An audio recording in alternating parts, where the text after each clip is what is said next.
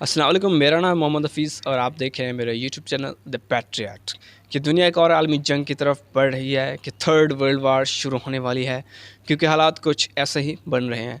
फरवरी 2022 से शुरू होने वाली रूस और यूक्रेन की जंग अब भी चल रही है और इसको 8 महीने से ज़्यादा हो चुके हैं। रूस पूरी तरह कोशिश कर रहा है कि किस तरह यूक्रेन के ज़्यादा से ज़्यादा इलाकों पर कब्ज़ा किया जाए, और यूक्रेन पूरी कोशिश कर रहा है कि किस तरह उस कब्ज़े को, उन इलाकों को छुड़ाया जा सके। तो इसमें पूरी जो दुनिया की पावर्स हैं, जो तमाम पावरफुल कंट्रीज़ हैं, वो शामिल हैं, including China, European countries, Australia, Canada. ये सब एक दूसरे को सपोर्ट कर रहे हैं।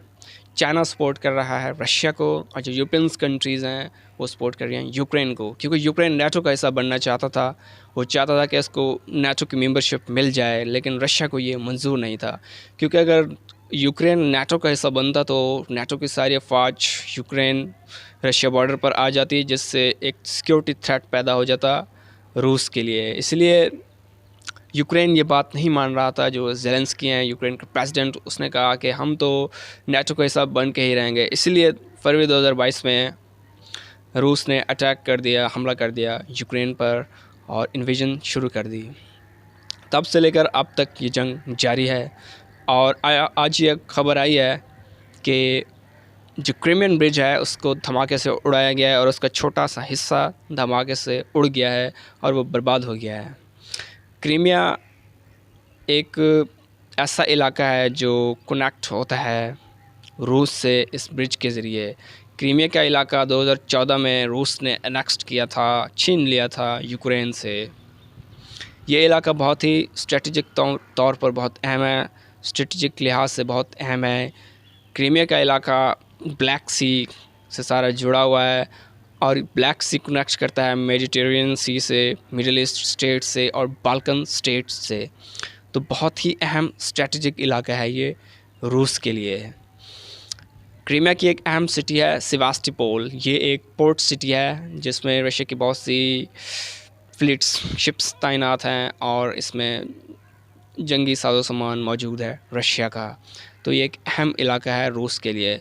अब जो ब्रिज कनेक्ट करती है इस इलाके को रशिया से, इसको नुकसान पहुंचाने की कोशिश की गई है, और ये बात की जा रही है कि इसमें अमेरिका शामिल है, जिसने सारा साजो सामान दिया है, मिसाइल्स वगैरह दिए हैं इस ब्रिज को उड़ाने के लिए, और यूक्रेन ने ये सारा काम किया है।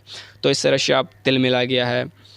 और रशिया, ये बातें, ये न्यूज़ आ रही है, ये सोर्सेस से भी खबर, कुछ ऐसी न्यूज़ एजेंसीज़ हैं वो ये खबर दे रही हैं कि रशिया कोई बड़ा हमला कर सकता है, कोई बड़ा अटैक कर सकता है रशिया, क्योंकि रशिया को इस वाक़या से अंडरमाइन करने की कोशिश की गई है। अब रशिया चाहेगा कि वो अपनी पावर दिखाए दुनिया को, क्योंकि पहले भी बहुत रशिया को शिकस्त हुई है उन इलाकों में जिन इलाकों पर रशिया कब्ज़ा कर चुका था, लेकिन यूक्रेन ने वो इलाके कब्ज़े से छुड़ा लिए। तो अब जब उसका एक अहम स्ट्रेटजिक एसेट जो है क्रीमिया का इलाका, जब उसको मतलब उससे रशिया से तोड़ने की कोशिश की गई और उसको ब्रिज को उड़ाने की कोशिश की गई, तो रशिया अब डेफिनेटली कोई बड़ा जवाब देगा, बड़ा अटैक करेगा।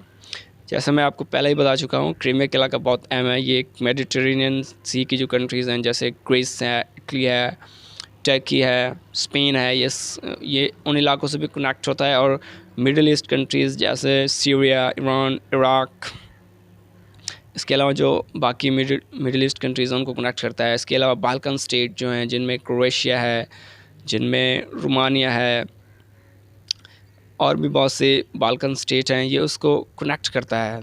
तो ब्लैक सी में बहुत सी नेचुरल गैस मौजूद है। इसमें बहुत सी कुदरती चीज़ें ऐसी हैं जो रशिया को माल कर सकती हैं। तो ये बहुत ही अहम इलाका है, इसलिए रशिया चाहता है कि किसी सूरत में भी इसको खोने ना दिया जाए और ये रशिया का हिस्सा ही रहे। इसीलिए ही 2014 में इसको नेक्स्ट किया था रशिया ने, क्योंकि ये बहुत अहम इलाका है।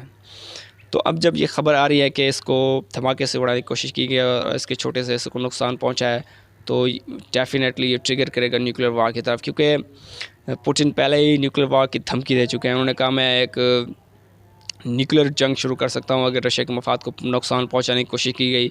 अगर जो उन्होंने 4 इलाके पिछले दिनों रशिया के साथ मिलाए थे, अगर उनको कोई नुकसान पहुंचाने की कोशिश की गई तो हम न्यूक्लियर वार शुरू कर सकते हैं, हम न्यूक्लियर जंग शुरू कर सकते हैं। तो ये कोई अच्छी खबर नहीं है दुनिया के लिए। दुनिया के जो रिस्पॉन्सिबल कंट्रीज़ हैं, जो बिग पावर्स हैं, उनको सामने आना होगा और टाक के ज़रिए, बात के ज़रिए اس مسئلے کو سلجھانا ہوگا، کیونکہ یوکرین کا سارا نقصان ہو رہا ہے، یوکرین کے سٹیزن مر رہے ہیں، وہ جاں بحق ہو رہے ہیں، یوکرین کے انفراسٹرکچر کو نقصان ہو رہا ہے، اس کے فوجی مر رہے ہیں، رشیا کے جو فوجی ہیں ان کو تھوڑا بہت نقصان ہو رہا ہے، لیکن رشیا کے سٹیزن محفوظ ہیں کیونکہ یہ جنگ یوکرین میں لڑی جا رہی ہے. کوئی امریکہ کو کوئی نقصان نہیں ہو رہا ہے، امریکہ مزے لے رہا ہے، یورپین کنٹریز مزے لے رہی ہیں، تو سارا نقصان یوکرین کا ہو رہا ہے. اس لیے یوکرین کو ڈسکشن کرنی ہوگی، ٹاک کرنی ہوگی، ٹیبل پر بیٹھنا ہوگا اور اپنے شہریوں کے مفاد کے لیے ٹاک شروع کرنی ہوگی، تاکہ اس سے ان کا جو مستقبل ہے وہ محفوظ ہو اور جو یوکرین کے انٹرسٹ ہے وہ بھی محفوظ ہوں اور دنیا کو بھی امن حاصل ہو، پیس حاصل ہو. کیونکہ یہ وقت نیوکلیر جنگ کا نہیں ہے، یہ اکانومک ڈیولپمنٹ کا وقت ہے. اکانومیز پر توجہ دینی چاہیے اور ان کی ڈیولپمنٹ کرنی چاہیے، شہریوں کی زندگی کو آسان بنانا چاہیے. تو یہ نیوکلیر جنگ کا وقت نہیں ہے. امید کرتے ہیں جو رسپانسبل کنٹریز، بگ پاورز ہیں وہ سامنے آئیں گی اور اس مسئلے کو زیادہ بڑھنے سے پہلے سلجھائیں گی اور یہ جو جنگ ہے اس کو ختم کریں گی. یہ جنگ 8 مہینے سے زیادہ ہو گئے ہیں اس کو، یہ جو ہو رہی ہے روس اور یوکرین کے درمیان، انشاءاللہ یہ بہت جلد ختم ہوگی اور دنیا سکھ کا سانس لیں گی. کیونکہ اس کی وجہ سے دنیا بھر میں مہنگائی میں بھی بہت زیادہ اضافہ ہو گیا ہے. ہر چیز مہنگی ہو گئی ہے، گیس مہنگی ہو گئی ہے، پیٹرولیم مصنوعات مہنگی ہو گئی ہیں، گندم مہنگی ہو گئی ہے کیونکہ گندم کا بہت بڑا پروڈیوسر ہے یوکرین، ایکسپورٹ کرتا ہے پوری دنیا میں گندم. تو اس سے بہت زیادہ مہنگائی ہوئی ہے روس اور یوکرین کی جنگ سے. انشاءاللہ جب یہ جنگ ختم ہوگی تو مہنگائی کی لہر میں جو زیادہ اضافہ ہوا ہے وہ بھی کم ہوگی اور پوری دنیا میں جو غریب لوگ ہیں وہ سکھ کا سانس لیں گے.